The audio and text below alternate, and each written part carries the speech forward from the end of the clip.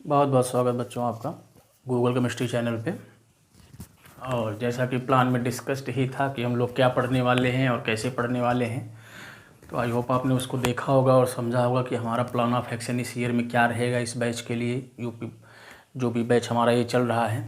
ठीक, तो इसमें आज हम लोग शुरुआत करने वाले हैं और जो शुरुआत हम लोग करेंगे वो फर्स्ट चैप्टर से करेंगे, जो कि आप सभी को पता है कि वो क्या है, रिलेशन है। तो आज हम लोग पढ़ने वाले हैं रिलेशन क्या होता है, व्हाट इज़ रिलेशन।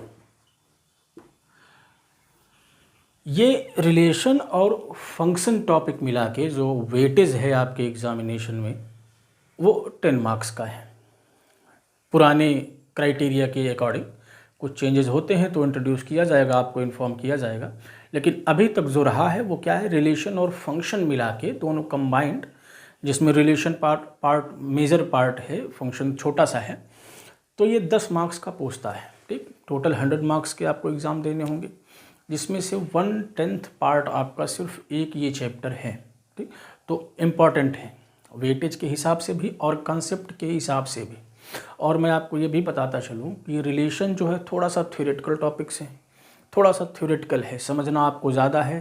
न्यूमेरिकल्स कम बनते हैं, जो भी बनते हैं वो आपको तो कराए ही जाएंगे, लेकिन इसमें आपको समझ ज़्यादा डेवलप करना है।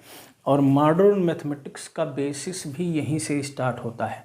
इनफैक्ट आप अलजेब्रा का आगे कोई और भी पार्ट पढ़ेंगे, कोई और ब्रांच पढ़ेंगे मैथ्स का, तो अगर वो अलजेब्रा है तो वो सेट से स्टार्ट होता है। तो मैथमेटिक्स की ब्रांच अलजेब्रा की जो फाउंडिंग है, बेसिस है, वो सेट से स्टार्ट होता है। और सेट के बाद ही क्या हम लोग पढ़ते हैं, सेट के बाद आपका तुरंत कॉन्सेप्ट आता है किसका, रिलेशन का। सेट से बनता है रिलेशन और रिलेशन से बनता है फंक्शन, रिलेशन से बनता है फंक्शन। अब जब फंक्शन तक पहुंच जाते हैं तो उसके बाद तो बहुत सारी चीज़ें हमारे पास करने को होती हैं। उसको डिफ्रेंशिएट करना, उसकी कंटिन्यूटी चेक करना, उसको इंटीग्रेट करना, ना बहुत सारे काम उसके बाद शुरू हो जाते हैं। तो इन सब बात की शुरुआत कहाँ से होती है, सेट से होती है। और सेट्स में भी उसके भी पहले हम लोग जाएं तो जो नेचुरल नंबर्स हैं उनकी हम लोग बात करते हैं, फिर उसी से कंसेप्ट को जनरलाइज करके हम लोग सेट का डिफिनीशन, एक जनरल डिफिनीशन बनाते हैं। फिर सेट से हम लोग रिलेशन डिफाइन करते हैं, रिलेशन से फंक्शन, और जब फंक्शन पे पहुंच जाते हैं तो उसके बाद बहुत सारे ब्रांचेस हैं, बहुत सारे वर्क हमारे पास आ जाते हैं जो हमें किसी फंक्शन के लिए करने होते हैं। ठीक, तो फंक्शन मिल गया तो डिफ्रेंशिएशन करेंगे उसका, उसकी कंटिन्यूटी चेक करेंगे ना, उसका डोमेन रेंज निकालेंगे, उसके 1 1 ऑन टू सर्जेक्टिव बाइजेक्टिव जो भी 1 मेनी 1 इनटू जो भी चीज़ें होती हैं, फिर उसको हम लोग चेक करेंगे। फिर उस दिए गए फंक्शन को हम लोग इंटीग्रेट करना सीखेंगे। ठीक, तो उसके बाद तो बहुत सारे काम हैं, लेकिन आपको पता है कि जैसा हमने कहा कि सेट इन सब का बेसिस है। तो सेट आपको पता होना चाहिए, सेट क्या होता है, सेट कितनी टाइप का होता है, सेट में कौन कौन से ऑपरेशंस होते हैं, वेन डायग्राम क्या होता है। मीन्स जो भी 11th में आपके हैं सेट से रिलेटेड कंसेप्ट वो आपको क्लियर होने चाहिए, उसमें कोई भी कन्फ्यूज़न नहीं होना चाहिए। और मैं ये मान के चलूँगा कि वो आपको कोई भी कन्फ्यूज़न नहीं है। अगर कोई भी कन्फ्यूज़न है तो आप बैक जाएंगे एक ईयर, क्लास 11th की बुक लेंगे और उसको रिवाइज़ करेंगे, क्योंकि हम लोग यहाँ पर सेट नहीं देखेंगे, अदरवाइज़ बहुत ही ज़्यादा बेसिक हो जाएगा और बोरिंग हो सकता है। तो यहाँ पर हम लोग जो शुरुआत करेंगे वो सेकंड स्टेज से करेंगे, मीन्स रिलेशन से करेंगे। और ये अज्यूम करते हुए रिलेशन हम लोग पढ़ेंगे कि आपको सेट थ्योरी आती है, union, intersection, symmetric difference, Venn diagram, ये सारी चीज़ें आपको पता है। डिफिनीशंस एटलीस्ट पता हो तो काम चल जाएगा। ठीक, तो हम लोग आते हैं सीधा रिलेशन पे। रिलेशन की बात हम लोग करने वाले हैं। उसके पहले हमें क्या करना होगा, एक डिफिनीशन आता है, छोटा सा कंसेप्ट आता है कार्टेशियन प्रोडक्ट का। तो देखते हैं कार्टेशियन प्रोडक्ट क्या होता है। लेकिन उसकी जो बेसिक है कार्टेशियन प्रोडक्ट को डिफाइन करने के पीछे मोटिव है कि कार्टेशियन प्रोडक्ट क्यों डिफाइन किया गया, उसके पहले हम लोग थोड़ा सा उस पर बात कर लेते हैं। तो जैसे आपको पता है कि रियल लाइन को हम लोग हॉरिजॉन्टल लाइन से दिखाते हैं। ठीक, रियल नंबर्स इस पर डिनोट होते हैं 0, 1, 2, 3 एंड सो ऑन। और ऐसे ही नेगेटिव्स भी होते हैं, -1, -2, -3 एंड सो ऑन। अब देखिए लाइन जो है कंटिन्यूअस है कि इस लाइन में कहीं भी ब्रेक नहीं है। मीन्स जो रियल नंबर्स हैं 0, 1 के बीच के सारे रियल नंबर्स इस लाइन पर रिप्रेजेंटेड हैं, बस उनको दिखाना संभव नहीं है क्योंकि बहुत सारे छोटे 0 के पास और पास और पास बहुत छोटे हो सकते हैं, तो सबको लिखना संभव नहीं है। तो इस लाइन पर कहीं भी ब्रेक नहीं होता है, एक कंटिन्यूअस लाइन होती है। इसीलिए हम कभी कभी रियल लाइन को कॉन्टिनम भी कहते हैं। इन वर्ड्स से आप परिचित रहें, कुछ खास इनका यूज़ नहीं है, बट कभी कभी बुक्स में मिल जाते हैं इनको देखने को, तो आपको पता रहे कि क्या कह रहा है।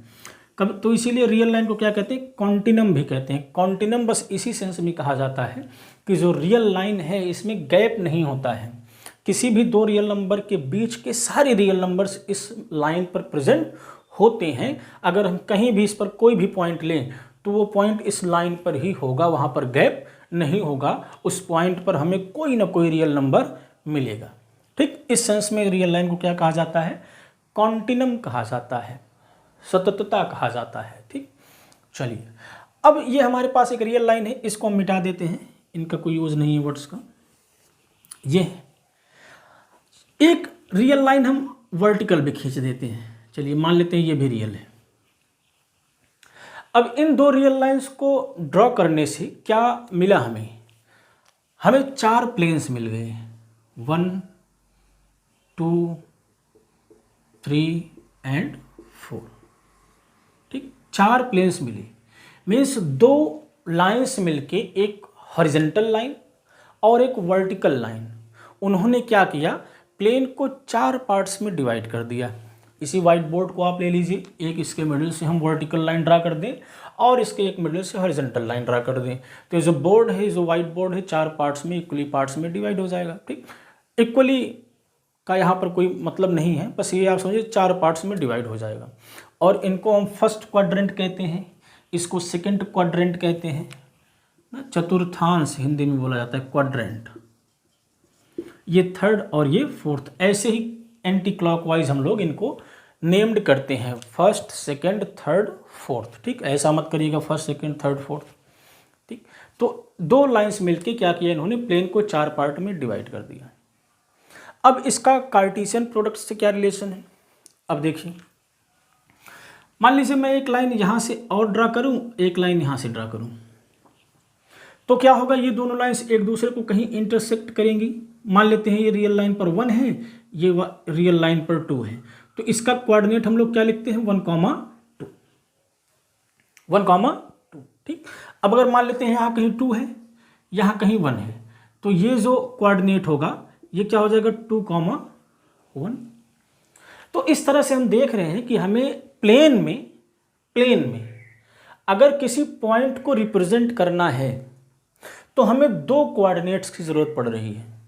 पहला कोऑर्डिनेट एक्स एक्सिस का होगा, दूसरा कोऑर्डिनेट इस वर्टिकल लाइन जिसको हम लोग वाई एक्सिस कहेंगे, इसको एक्स कहेंगे और इसको वाई। आप इनका नामकरण उल्टा भी कर सकते हैं, आप इसको एक्स कह सकते हैं, इसको भी वाई कह सकते हैं, तो उससे कोई फर्क नहीं पड़ेगा।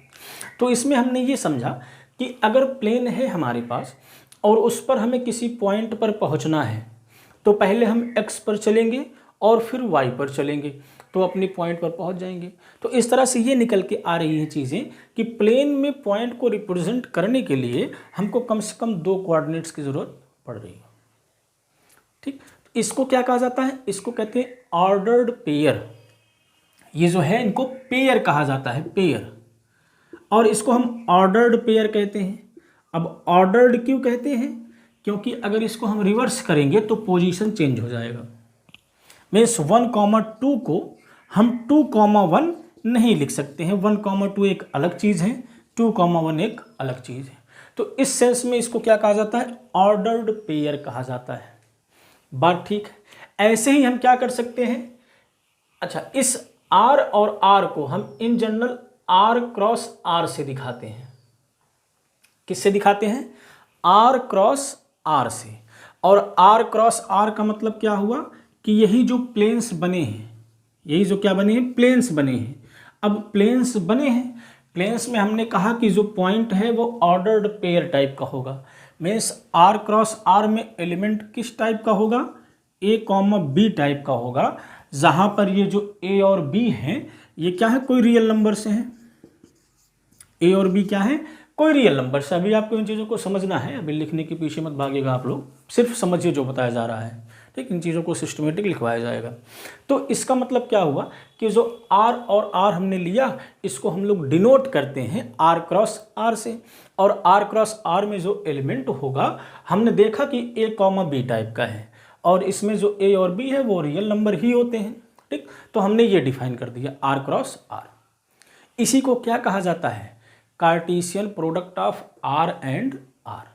ठीक, ऐसे ही मान लीजिए हमें रियल लाइन को 3 बार क्रॉस करना हो, R cross R cross R, तो 2 था तो ऑर्डर्ड पेयर आए, 3 हो जाएगा तो ऑर्डर्ड ट्रिपलेट आएंगे, 3 कोऑर्डिनेट्स बनने लगेंगे, और तीनों ही कहाँ होंगे, तीनों ही रियल नंबर्स होंगे।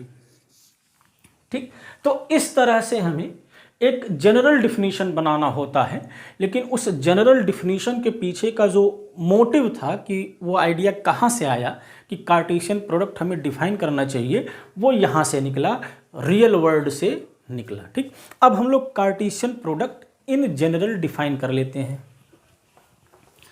इन चीज़ों को आपको बस एग्जाम्पल के तौर पर रफ में कहीं लिख लेना है। ठीक, इनका आपको नोट्स में कोई यूज़ नहीं है, क्योंकि अब जो लिखाएंगे वो आपको नोट्स में लिखना होगा। अब हम लोग डिफाइन करेंगे Cartesian product. Cartesian product,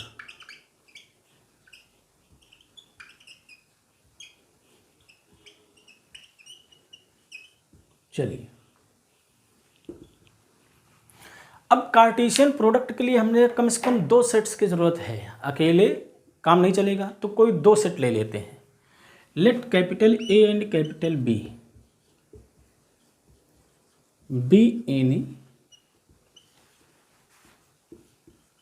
to non empty sets, means दोनों में कुछ ना कुछ रहे, खाली ना रहे वो, नहीं तो कोई सेंस नहीं निकलेगा। Let A and B B any two non empty sets, कोई भी 2 नॉन एम्प्टी सेट हमारे पास है। Then their Cartesian product is denoted by A cross B ना, उस बात को आप लिखेंगे, then their Cartesian product is denoted by A cross B. कैसे पढ़ेंगे, ए क्रॉस बी, और इसमें एलिमेंट किस टाइप के आएंगे, अभी हमने आर क्रॉस आर में देखा था, पेयर टाइप के एलिमेंट्स आएंगे, ए कॉमा बी टाइप के एलिमेंट आएंगे, और इसमें जो पहला एलिमेंट होगा वो पहले सेट से होगा, इसको बिलोंग्स पढ़ा जाता है, आपको पता होगा, सेट थ्योरी में बताया गया होगा, और जो दूसरा एलिमेंट होगा वो दूसरे सेट का होता है। तो किसी 2 सेट का जो कार्टेशियन प्रोडक्ट होता है, the Cartesian product of 2 non empty set is collection of ordered pairs, is collection of ordered pairs. ठीक, ऑर्डर्ड पेयर्स का कलेक्शन होगा। बात क्लियर है? एक छोटा सा एग्जांपल हम लोग लेके देखते हैं कि इन सब का क्या मतलब है, कहना क्या चाह रहा है। फॉर एग्जांपल, छोटा सा एग्जांपल लेंगे, मान लीजिए जो सेट ए है, सेट ए मान लीजिए 1 2 3 है। ठीक, सेट बी है, मान लीजिए इसमें ए कॉमा बी है, 2 सेट हैं हमारे पास। तो ए क्रॉस बी का क्या मतलब हुआ, ए क्रॉस बी। अब सिर्फ आप इसको देखिए, ये क्या कह रहा है कि पहले सेट से पहला एलिमेंट लेके दूसरे सेट से दूसरा एलिमेंट लेके जितने भी कॉम्बिनेशन बनेंगे सबको यहां लिख लेना है। तो चलिए पहले सेट से एक एलिमेंट हम फिक्स करते हैं 1 हमने फिक्स कर दिया। अब इसके साथ दूसरे सेट के दोनों एलिमेंट को हम नोट डाउन कर लेते हैं, तो क्या मिल गया 1A 1B। ऐसे ही अब दूसरा एलिमेंट फिक्स करेंगे 2A 2B, और ऐसे ही बच्चों तीसरा एलिमेंट फिक्स करेंगे 3A 3B। ऐसे ही आपको करना है, पहले सेट से एक एलिमेंट को फिक्स करना है, फिर उनको सबके साथ लिखना है दूसरे सेट के, फिर दूसरा एलिमेंट फिक्स करना है, सबके साथ लिखना है, तीसरा एलिमेंट फिक्स करना है, सबके साथ लिखना है। कोई कठिनाई नहीं है, इजी टास्क है, ऐसा आप लोग किए भी होंगे। ठीक, यहाँ आपका रिवीजन हो जा रहा है। तो यहाँ पर ऑब्जर्वेशन क्या है कि आप देख सकते हैं कि हमारे एक सेट में नंबर ऑफ एलिमेंट 3 थे, 1 2 3, और जो दूसरे सेट में नंबर ऑफ एलिमेंट 2 था, 1 2। तो जो प्रोडक्ट कार्टेशियन प्रोडक्ट बना उसमें कितना आया, 1 2 3 4 5 6। एक सेट में 3 एलिमेंट थे, एक सेट में 2 एलिमेंट थे, तो उनकी कार्टेशियन प्रोडक्ट में कितना आ गया, 6 एलिमेंट आ गया। तो यहाँ आपको आइडिया लग रहा होगा कि क्यों 6 आ गया। 3 को 2 से मल्टीप्लाई करते हैं तो क्या आता है, 6 आता है। वही यहाँ हो रहा है। तो यहाँ से ऑब्जर्वेशन क्या है कि अगर एक सेट में मान लेते हैं m एलिमेंट है, दूसरे सेट में मान लेते हैं n एलिमेंट है, तो उनके कार्टेशियन प्रोडक्ट में कितने एलिमेंट होंगे, m into n, mn element हो जाएंगे। तो इस बात को हम लोग नोट करके लिख लेते हैं, ऑब्जर्वेशन में लिख लेते हैं इस चीज़ को। ऐसे ही छोटे छोटे ऑब्जर्वेशंस अब आपको बनाने होंगे। कोई थ्योरी आपको बताई जाएगी तो वहाँ से आपको कंसिक्वेंसेस निकालने होंगे, थोड़ा सा समझ डेवलप करना होगा। तो यहाँ से ऑब्जर्वेशन क्या है, ऑब्जर्वेशन, ये सारी चीज़ें आप लोग लिखते हुए चलेंगे, कथा जैसे सुनना नहीं है, नहीं सब भूल जाएगा। ऑब्जर्वेशन क्या है कि इफ़ Na मान लेते हैं डिनोट कर रहा है number of element in A, Na क्या डिनोट कर रहा है, नंबर ऑफ एलिमेंट इन ए, मान लेते हैं वो R है, एंड मान लेते हैं number of element in B क्या है, S है। एक सेट में R एलिमेंट है, दूसरे सेट में S एलिमेंट है। तो ऑब्जर्वेशन क्या कहता है कि जो A क्रॉस B में नंबर ऑफ एलिमेंट होगा वो क्या हो जाएगा, RS हो जाएगा, वो क्या हो जाएगा, R इंटू S हो जाएगा। ठीक, इस बात को आप ध्यान रखिए। और सबसे खास बात कि ये फॉर्मूला अप्लीकेबल कहाँ है, जब दोनों सेट में नंबर ऑफ एलिमेंट फाइनाइट हो। अगर हम बात करें number of element in R cross R की, तो क्या आप बता सकते हैं, नहीं बता सकते हैं, क्योंकि R में इन्फिनाइट एलिमेंट, इसमें infinite element, infinite into infinite infinite, तो इस फॉर्मूले का कोई यूज़फुलनेस नहीं रह जाता है ना, कोई किसी काम नहीं आता है। तो आप ये बात ध्यान रखेंगे, मैं इसको लिख नहीं रहा हूँ लेकिन आप अंडरस्टूड रखेंगे इस चीज़ को कि this formula is applicable only when both the sets have finite number of element. ये बात ठीक है। चलिए अब देखिए, यहीं से थोड़ा सा एक और ऑब्जर्वेशन हम लोग बना लेते हैं। ऑब्जर्वेशन में आप लोग लिखेंगे क्या ऑब्जर्वेशन है, ऑब्जर्वेशन ये है कि हमें पता है कि अगर नंबर ऑफ सबसेट से रिलेट कर रहा हूँ मैं इसको, अगर किसी सेट में R एलिमेंट है, कोई भी आर्बिट्रेरी सेट दिया है उसमें R एलिमेंट है मान लेते हैं ना, इसे मान लेते हैं किसी सेट में 3 एलिमेंट है, चलिए R हटा देते हैं, किसी सेट में कितना है, 3 एलिमेंट है, तो नंबर ऑफ सबसेट क्या हो जाता है, नंबर ऑफ सबसेट्स ऑफ ए, कितने उप समुच्चय बनते हैं, कितने सबसेट्स बनते हैं, तो ये 2 की पावर 3 हो जाता है, मीन्स 8 हो जाता है। ऐसे ही अगर ए में R एलिमेंट होता तो ए के नंबर ऑफ सबसेट्स क्या हो जाते, 2 की पावर R। ठीक, मीन्स किसी सेट में जितने एलिमेंट होते हैं उसको 2 की पावर में लगा देते हैं तो total number of subsets of that set मिल जाता है। वही चीज़ हम यहाँ करने वाले हैं, वही चीज़ यहाँ करने वाले हैं। तो देखिए अब जो हमारा सेट है वो A क्रॉस B है, A क्रॉस B में R इंटू S एलिमेंट है, मीन्स A क्रॉस B को एक सेट की तरह देखिए ना, कार्टेशियन भूल जाइए, A क्रॉस B एक सेट है, उसमें R इंटू S एलिमेंट है, तो नंबर ऑफ सबसेट्स क्या हो जाएंगे, 2 की पावर RS हो जाएगा। Number of subsets of A cross B will become 2 की पावर RS। इस ऑब्जर्वेशन को आप याद रखेंगे।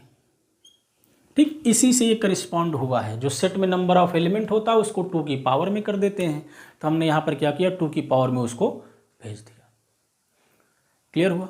अब देखिए ये चीज़ डायरेक्ट रिलेशन से कनेक्टेड होगी, इसीलिए हमने इसको यहाँ पर बताया। तो आप बस इतना भी ध्यान रखिए कि सेट क्या होता है, कार्टेशियन प्रोडक्ट क्या होते हैं ना, कार्टेशियन प्रोडक्ट कैसे डिफाइन होता है। उसके बाद जो आपको ध्यान रखना है कि एक सेट में R एलिमेंट है, दूसरे सेट में S एलिमेंट है, तो उनके कार्टेशियन प्रोडक्ट में R इंटू S एलिमेंट हो जाएंगे। ठीक, अब A में R है, B में S है, तो A क्रॉस B में R इंटू S एलिमेंट हो गया। तो इसका मतलब A क्रॉस B के कितने सबसेट होंगे, 2 की पावर RS सबसेट होंगे। क्लियर हो गई ये बात। अब हम लोग डिफाइन कर लेते हैं रिलेशन, जो हमारा मेन टॉपिक है, जो सिलेबस का टॉपिक है। सिलेबस में ये भी है, लेकिन ये प्री रिक्विजिट है, ये आपको पता होनी चाहिए, तब आप रिलेशन फंक्शन के रिलेशन पढ़ने की कंडीशन में होंगे। और आपको जो रिलेशन है वो 11th में ही इंट्रोड्यूस करा दिया जाता है, तो इतनी आपको इतना नहीं हमें समझाना पड़ जाएगा, आप आसानी से चीज़ों को समझ लेंगे। चलिए डिफाइन कर लेते हैं हम लोग रिलेशन क्या होता है। ठीक, चलिए